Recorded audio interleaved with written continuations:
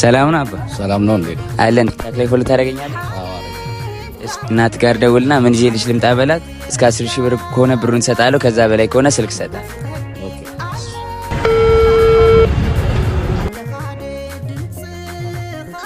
ሃሎ ማዘር ውጪ ኢለኒ ያውሲ ገዛ ክመጽእ ተለኹ ስታይ ሒዘል ክመጽእ ስጦታ እዩ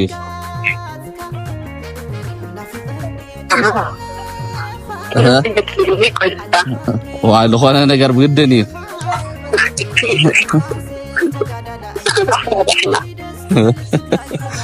she's not accepting my offer